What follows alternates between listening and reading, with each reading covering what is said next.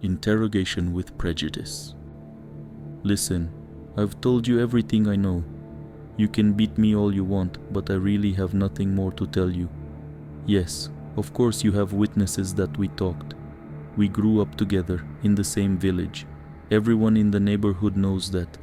Listen, I admit that we went to that damned village together.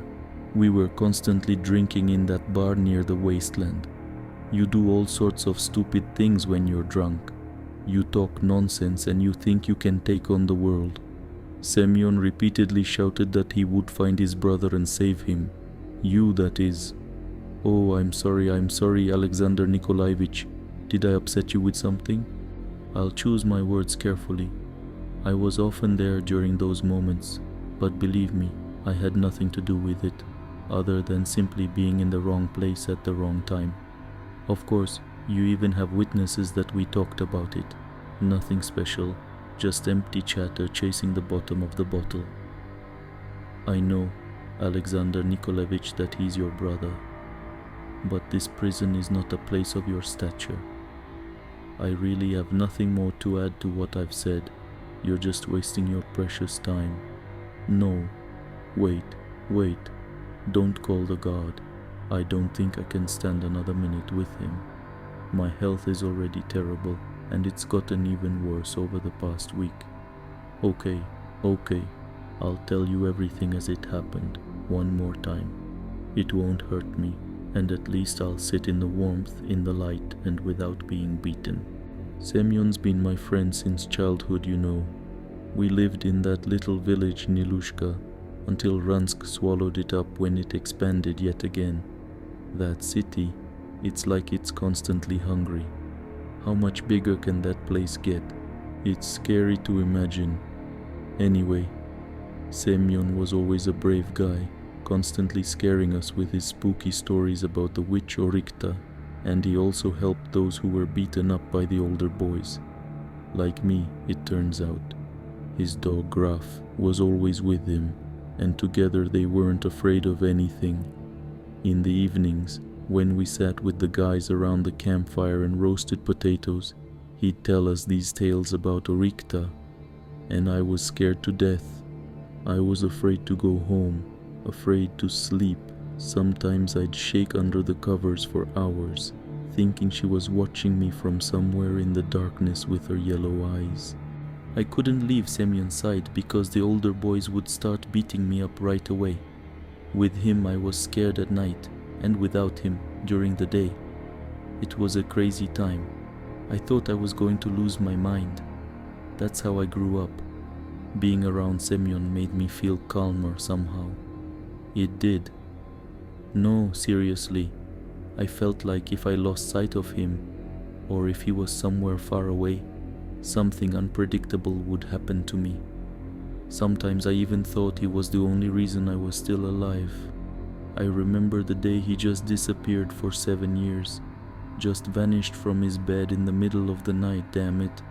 Many people started to suspect that his parents had done something and got rid of the body. The police were in and out of their house like it was their own. The locals searched for the body along with his parents, combed the forest, checked the river for several kilometers downstream and upstream, and nothing. You see, he just vanished. When law enforcement didn't find anything, that's when those stupid rumors started. But after what happened a week ago, I'm starting to wonder if they were rumors at all. Maybe not. I knew he was alive, or I wanted to believe it, because without him, I was constantly harassed and beaten almost every day. I told everyone he was alive and that we needed to look for him, but no one listened to me. Everyone generally agreed that the witch had taken him after all.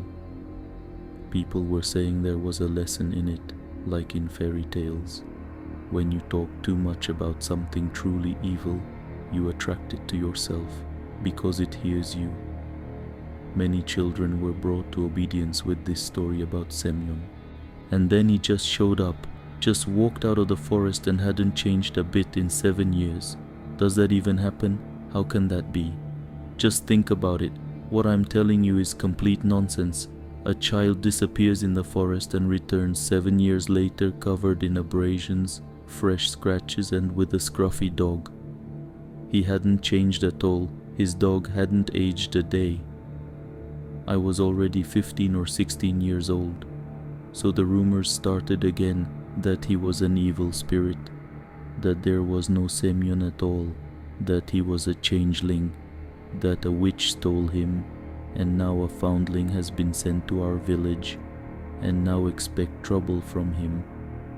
But why am I telling you this, Alexander Nikolaevich? You know all this yourself? You started first grade then, but you probably remember that no one talked to him. His parents didn't accept him. People avoided him. Only I talked to him out of gratitude and a sense of security, because wherever he went, people just left, silently, with such displeased faces. I remember how he worried about it, tried to explain himself, tried to say that his brother needed to be saved.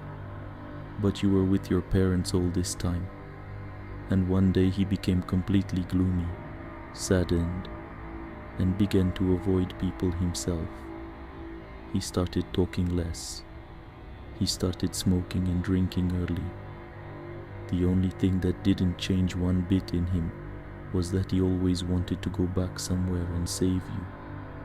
Oh, I apologize, Alexander Nikolaevich, forgive me, I didn't mean to upset you, don't call anyone, I'll tell you everything. For years he searched for a way to get into this strange forest of his, where his brother disappeared, and when his dog Graf died, Semyon's obsession only intensified. He went to fortune tellers, sorcerers, magicians, and other charlatans, but no one could help him, or rather, they took on his case, but beyond taking his last money and speaking of some extremely vague predictions, things didn't progress. I was there the whole time. He lived in my house because I was grateful to Semyon for protecting me in childhood, and in general I was afraid, whether of Semyon himself or of what would happen if he were gone, and me along with him, I don't know, although he's already gone, and here I am, still alive. The breakthrough came after talking with that vile Sergei Karin. I can't stand him. He'd do anything for information. How he rejoiced in Semyon's grief. Knowing how many people he had betrayed, I wanted to spit in his face. But truth be told, he was still useful. He told us about a village near Ransk where people disappear. He said it was located right in the middle of the forest. Perhaps there's a passage to other worlds there. Honestly, I don't know where he got that idea from, or where he even got that information. But not a day passed before we packed up and set off. How I begged him not to go. I told him that Karin was deceiving us, that he was a bastard. But Semyon couldn't be dissuaded. He was grasping at straws. We arrived during the day, a completely abandoned village. But the houses seemed somehow lived in. It seemed like someone was taking care of them. We thought then that the people had left recently. There was food on the tables. Things were arranged in the closets. I didn't tell the police, but I even helped myself to a few things. You know, I found some jewelry and put it in my pocket. I wanted to live the good life for a bit, buy expensive alcohol, like successful people like you. People. There were no people anywhere, and the sun was at its zenith. So we made a stop at the local bar. Such places are more familiar to us. We drank quickly, although Semyon did it reluctantly. It seemed to me that he had picked up a trail and wanted to cast off his past life. But this time he drank, and then demanded that we go and look around. The houses were like houses. I didn't see anything special, but when we reached that farm, I was threw up as soon as I stepped on that land, right out of the blue, for no reason. I looked at our modest lunch, floating in alcohol on the ground, and didn't understand what had happened. My heart was gripped as if by chains. It became difficult to breathe. I inhaled, but there still wasn't enough air. I started to think I was going to die. I breathed faster and faster. I became scared, and tears rolled down my cheeks. I turned my head from side to side, wanting to understand what was happening, where the threat was coming from. But there was nothing around. Houses, some sown fields, some kind of hacienda or a dacha or a farmer's house. And then I saw something. What was it? Now I know what. Lord, save me. Please don't make me, Alexander Nikolaevich. I beg you, don't make me. See, I'm crying. I don't have the strength to remember. No, I beg you, don't call him. Okay, I'll tell you everything. Please give me a cigarette.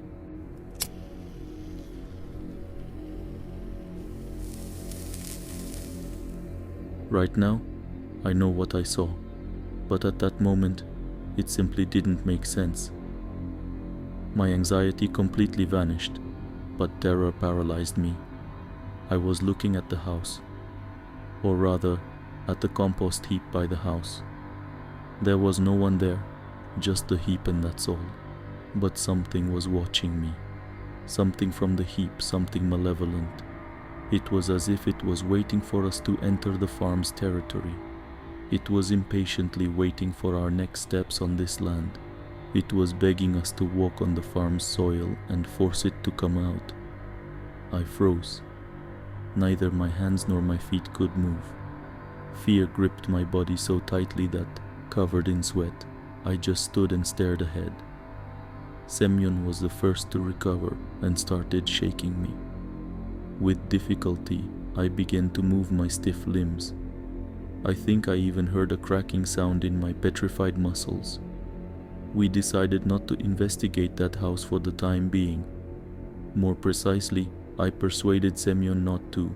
By the time we had walked around the village and inspected the surrounding forest, dusk had fallen, and although I wanted and asked him to leave, Semyon still decided to stay the night in that cursed place, and that was his main mistake.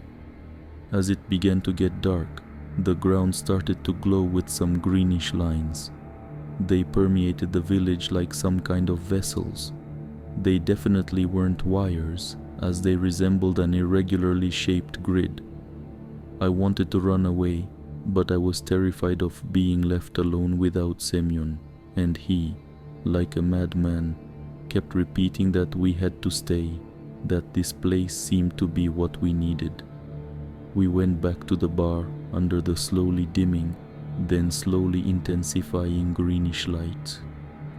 Semyon didn't want to drink, but he was so pleased that, after so many years, he had some kind of lead that I managed to convince him to go to the bar. We needed to rest. South, as soon as we reached the bar, with the establishment completely empty, I started actively taking charge. I could choose any drink and was going to get us the best that could be found on the shelves. Quickly scanning with my eyes, I grabbed some expensive-looking whiskey and poured us full glasses. I downed my glass immediately, but Semyon paused, looking at the oak bark-colored liquid. He started talking about how it was time to change something, that alcohol was no longer the answer.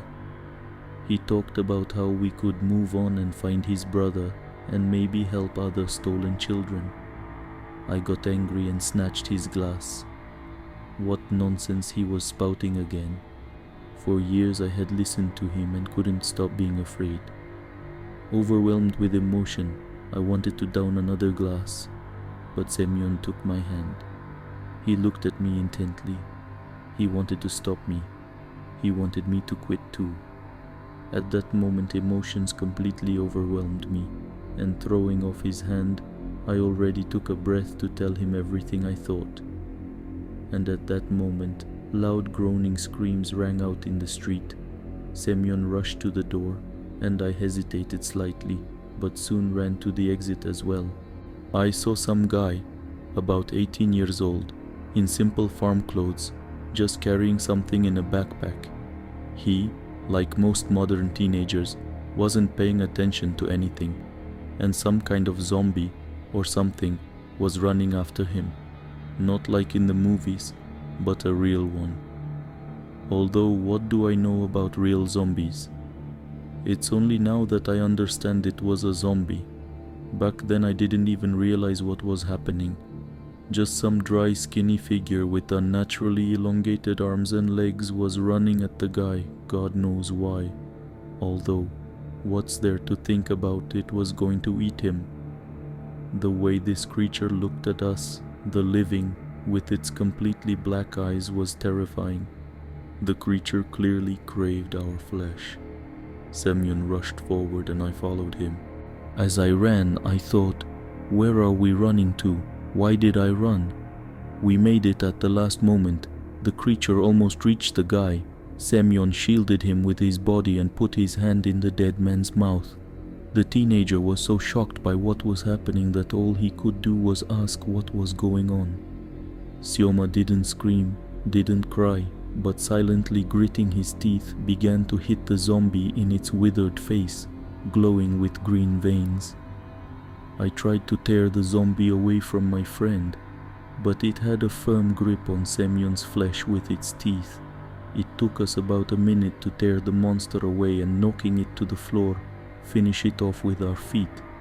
The dried up dead man kept trying to move and get to its feet until our blows left only a red stain. I told Syoma that his wound needed to be treated immediately, but he wasn't listening to me at all. He turned to the guy and started scolding him like some errant schoolboy. He shouted, saying why did he have straw in his head? Why wasn't he looking around? That he could have been lost, and no one would have found him here. Maybe he saw someone he knew in him for some reason. The guy just looked at him blankly. He seemed a bit slow, but finally it began to dawn on him what had happened here. The boy, looking at us with stunned eyes, asked, "Did you really just try to save me?" His voice sounded incredulous. Semyon turned to him again, and in a serious voice added that they didn't try, they saved him, and that in the future he should be more careful, because he wouldn't be able to save him constantly. I started to think that Semyon was going insane. What the hell is he talking about? I thought the whole time. Where did this guy even come from in this deserted village? But here too I didn't have time to say anything, as the guy's face became somehow indifferent. At the same time he added that we wouldn't be able to save him, because there was a whole village of these creatures here, that they were the former inhabitants of this place, and they were always hungry, and even after their death they couldn't get enough, and at night they come out to hunt and eat. It also seemed to me that the boy twitched his hands strangely. We heard screams and moans from everywhere. Looking around, we saw the doors of houses swing open all over the village, and tall contorted people emerged, their bodies emitting disgusting crunching sounds and changing shape with every step. Their limbs lengthened, and their bodies seemed to shorten. The villagers pointed at us and shouted loudly. Their mouths opened as wide as snakes, and their arms and legs grew longer and longer. Semyon commanded us to run, and we ran. He was in front, dragging the guy by the hand behind him, and I was behind them. The boy ran and seemed to be smiling. It seemed to me that he was enjoying all of this. Who the hell is this guy? There was clearly something wrong with him. I ran and screamed, and Semyon told me not to shout. The villagers rushed after us in pursuit and ran easily on their long limbs. They shrieked after us and quickly caught up, and I ran after Semyon with all my might, just like in childhood. We ran into the bar. It was just nearby. As soon as I ran in after Semyon, he slammed the door and started moving a small cabinet to prop it up. We were lucky that the door opened inwards. Just as we put the cabinet in place, the body of one of the villagers crashed into the door. The impact was so strong that I clearly heard the sound of breaking bones. We started moving the furniture with all our might and covering the windows with cabinets. All this time, the guy was in some kind of elated mood, and with some playful pleasure helped move the furniture. Semyon started taking out strong alcohol and smashing bottles on the floor and walls inside the bar. This strange guy kept making me nervous. He smashed bottles with Semyon with such joy, and it even seemed to me that he was laughing. Now I think, maybe there was no guy. Maybe I'm still lying somewhere there, and these creatures are eating me. The strange villagers, meanwhile, were beating on the walls and windows. In some places the barricades broke, and enraged faces with completely black eyes appeared from there. They stretched their hands towards us and, with screams and moans, tried to reach us. They wanted our flesh. I found some kind of club under the counter and hit the protruding dry snouts, which were also permeated with a greenish glow, with all my might. I broke the attackers' glowing arms and legs, smashed their faces and heads. But this only gave a few seconds of respite before the creatures simply restored their shape with those disgusting crunching sounds. I rushed from one corner to another, from one wall to another, and beat these bastards as hard as I could. Soon the club began to break from the blows, and only a stake remained. And I, like a madman, pierced these creatures, trying to drive them away. Semyon shouted and led us up to the upper floor. He was still leading the guy by the hand, and the guy was going along without resisting. The creatures had practically broken through inside, and some were already waist deep in the openings, trying to force their way in. Finally, the dead inhabitants of the village burst into the bar and rushed towards the stairs with a roar. Semyon was ready for this, and throwing an improvised Molotov cocktail, set fire to the nearest pursuers and the entire room, which he had splashed with alcohol. The desiccated attackers ignited all at once. The rest, without thinking, continued to climb into the burning furnace that the bar had become. They weren't screaming from pain, they were screaming because they couldn't reach us. The building was quickly engulfed in flames, and the dry dead villagers spread the fire. Upstairs, Semyon smashed a window with a nearby chair. We were able to climb down a curtain hastily tied to a radiator and found ourselves behind the back wall of the bar. The attackers weren't smart enough to figure out how to go around the burning building. For some reason, they stubbornly climbed into the fire and burned there. The guy started laughing, thanking us for saving him and saying that he had never had so much fun. Semyon grabbed him by the shoulders and scolded him again like a child. He said that we were still in danger, that we needed to be more serious, otherwise he wouldn't be able to save him, and life is so easy to lose and so easy to get lost. The teenager immediately became serious, and he even seemed somehow older than his years. He replied that we really needed to be more serious, told us to leave, and that he would hold everyone back here. For me, it was a great offer, but Semyon wanted to ruin everything. He said he wouldn't leave anyone here and would save everyone. After a few seconds of pause, the grown-up teenager replied that he needed to return to the house and ran away from us. We rushed after him, and I again didn't understand why we were running. Why am I running? I need to save myself. I need to leave everyone and save myself, even if I never see my friend again. But I told him it was a trap. I told him. But no. He wanted to save everyone he could. And who is this guy to us? Why is he even here? But I still followed Semyon, as always. We carefully made our way through the bushes to that ill-fated farm, which made me tremble all over. This guy was standing on the porch, absolutely calm, despite the huge fire behind us, despite the revived dead, despite this aura of fear enveloping this land. Semyon called out to him and beckoned him to follow. He promised to get him out of here, promised to help him find his family. The boy looked at us indifferently, or something. There was a kind of sadness in his eyes. He asked, "Is saving me truly what you desire?" Semyon nodded in response, but I wasn't sure. I didn't want to save anyone. I just wanted to live peacefully. I didn't want to help anyone. Damn it, I needed help myself. The guy replied to Semyon that he was ready to go with him and be saved. and walked towards us. Semyon resolutely moved towards him and I grabbed his arm. I said that this was his last chance, that I couldn't follow him, that I would leave him here, said that we had to run while we had the opportunity. Semyon looked at me intently, as if he wanted to see something, and ran across the farmland. I rushed away, but after a few seconds I heard the scream of my former childhood friend. Turning around, I saw some shapeless mass with a bunch of tentacles and other limbs sticking out of it rush at the guy. Semyon stood between them and seemed to be trying to strike the formless body. And the last thing I saw was the creature covering him from head to toe. I didn't even have the thought of going back and helping him. I couldn't. I just couldn't. I had to save myself. It also seemed to me that this guy was looking at me, smiling and waving. I ran almost all night. I didn't have the strength to stop, but I didn't have the strength to run either. I ran, fell, drifted off to sleep, and ran again.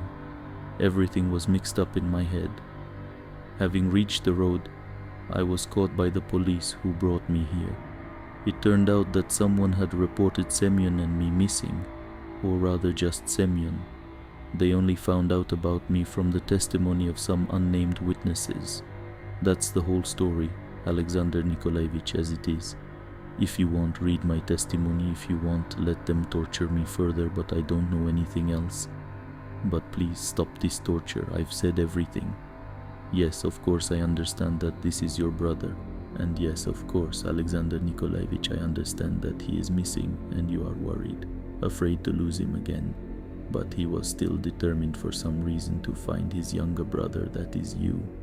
Oh, I'm sorry, Alexander Nikolaevich. I didn't mean to upset you again, forgive me. Of course, I guarantee you that I can confirm this story publicly and under oath.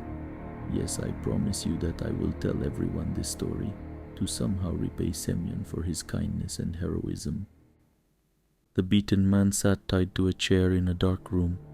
Bruises and hematomas covered his face and exposed parts of his body.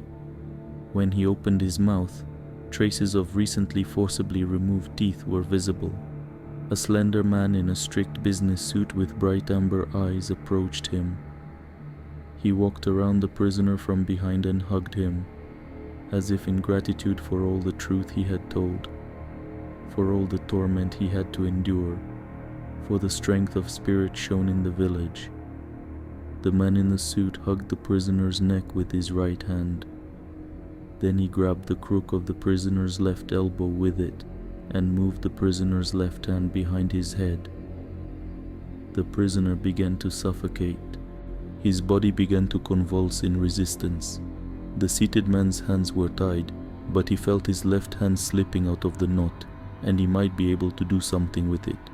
Gasping for air, the prisoner looked around for something he could use to defend himself when he freed his hand and saw a golden pen on the table. He could definitely reach it. He just had to reach out and grab this weapon. His hand was giving way just a little more and he would be able to defend himself and call for help. Darkness enveloped the prisoner's consciousness. His body stopped resisting and went limp under the strangulation of the man in the strict suit with amber eyes. Having made sure of the prisoner's death, Alexander Nikolaevich straightened his suit and left the interrogation room.